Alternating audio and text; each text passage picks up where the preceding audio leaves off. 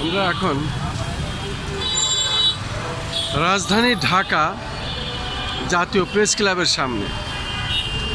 আমরা দেখতে পাচ্ছি প্রচণ্ড গাড়ির জ্যাম এবং বেশক্ষণ ধরে পাবলিক পরিবহন এবং সিএনজি অটোরিকশা, ব্যাটারি চালিত রিক্সা, মোটরসাইকেল বেশ দাঁড়িয়ে আছে। এবং সকালে বৃষ্টির পরেই আমরা দুপুরের পরের থেকেই বিকেলে আমরা দেখতে পাচ্ছি প্রচণ্ড জ্যাম রাস্তায় এবং দীর্ঘ লাইন।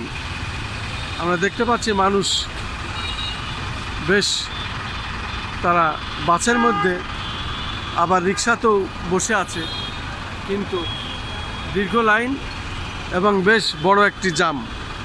আমরা দেখতে পারি এই জ্যামের কারণে জাতীয় প্রেস ক্লাবের সামনে দীর্ঘ লাইন রিক্সা এবং পাবলিক পরিবহন।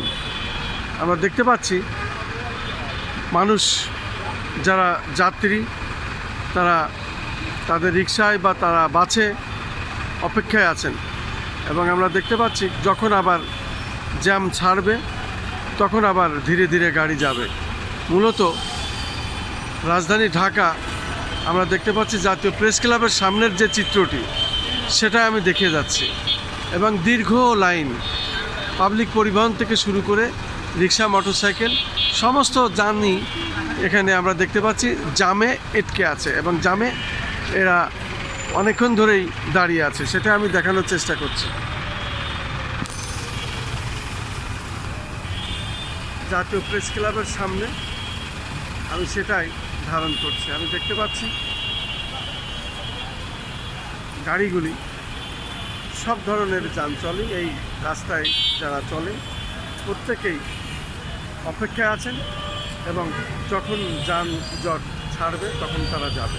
এই হলো আজকে রাজধানী ঢাকা জাতীয় প্রেস ক্লাবের সামনের চিত্র, সেটা আমি দেখে যাচ্ছি।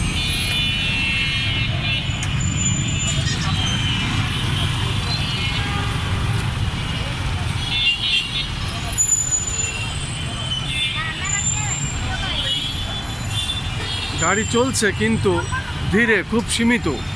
আমরা দেখতে পাচ্ছি প্রচণ্ড জ্যাম এবং গাড়ির জ্যাম মোটামুটি একটু নড়ে চড়ে আবার সেখানেই তারা থাকছে, কিন্তু গাড়ি খুব একটা এগোচ্ছে না, প্রচণ্ড জ্যাম। আমি সেটাই দেখানোর চেষ্টা করছি জাতীয় প্রেস ক্লাবের সামনে থেকে।